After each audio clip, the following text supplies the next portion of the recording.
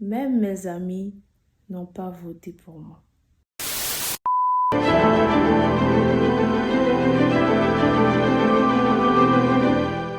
Lorsque j'étais en classe de 3e, l'éducatrice est rentrée dans notre classe et elle a proposé un vote. Et avant ça, il faut dire que moi, j'avais un cercle d'amis dans la classe. J'étais assise au fond et on était un groupe d'amis. On échangeait beaucoup de choses, on riait, on blaguait. En tout cas, c'était mes amis et je savais que je pouvais compter sur elle. Et lorsque l'éducatrice est arrivée dans la classe, elle a parlé en fait de ce qu'on devait faire, du vote, etc. Et elle a demandé qui se propose. Donc moi, j'ai levé ma main et il y a une autre fille aussi de notre classe qui avait levé sa main.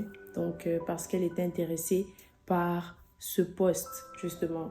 Et lorsque on a levé nos mains, elle a dit bon, on passe au vote. Qui vote pour Anora?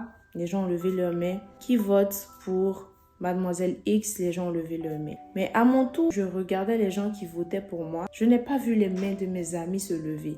Pourtant, on était comme, je pense on était 4. On était vraiment amis. On était assises ensemble. Donc, j'avais ma voisine et les 2 amis de derrière. Donc, quand je regardais, je voyais que ma voisine n'a pas levé la main. Mes amis derrière n'ont pas levé leur main. Genre, mes 3 potes en fait de la classe n'ont pas levé leur main, n'ont pas voté pour moi.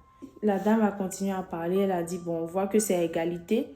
Donc, du coup, on va refaire un vote. Voilà, on va refaire le vote encore une fois.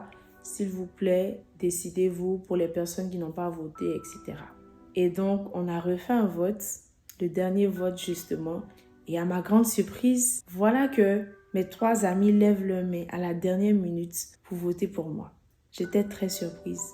Le vote est passé, j'ai remporté la partie. Je n'ai jamais pu oublier cette expérience-là.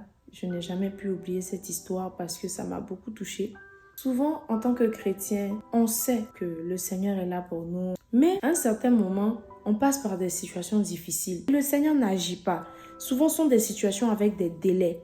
Et le Seigneur ne dit rien, le Seigneur n'agit pas. Et le temps passe et tu te dis, mais le Seigneur voit ma situation, mais pourquoi il n'agit pas? Je ne comprends rien. Le Seigneur sait par quoi je passe. Ça fait des mois que je suis dans ce problème. Et bientôt, mon problème vraiment va me tuer. Bientôt, je vais arriver à un point de non-retour. Bientôt, les gens vont m'arrêter. Bientôt, je n'aurai plus d'espoir.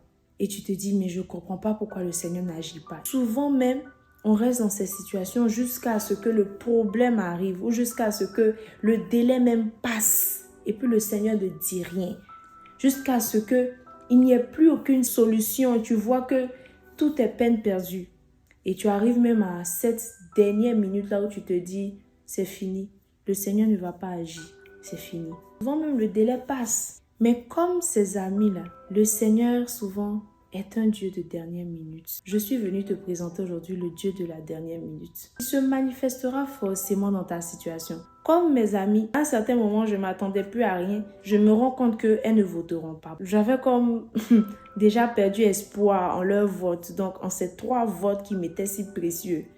Mais à la dernière minute, ces 3 votes-là ont compté et m'ont fait gagner. C'est comme ça que le Seigneur se lèvera pour toi à la dernière minute. Ou même lorsque le délai sera passé, lorsque tu vas perdre espoir, lorsque tu vas te dire que tout est fini, c'est là que le Seigneur va se manifester. Alors, crois encore en lui. Ce n'est pas parce que ça fait des mois, il ne répond pas, il ne dit rien, tu pries, tu demandes à ce qu'il se manifeste, il ne se manifeste pas qu'il ne se manifestera pas. Le Seigneur va agir. Je suis venue te parler du Dieu de la dernière minute. Notre Dieu est également un Dieu de la dernière minute. Ses voix ne sont pas nos voix. Alors, il sait ce qu'il fait, il comprend ta situation, il te voit, il connaît les délais.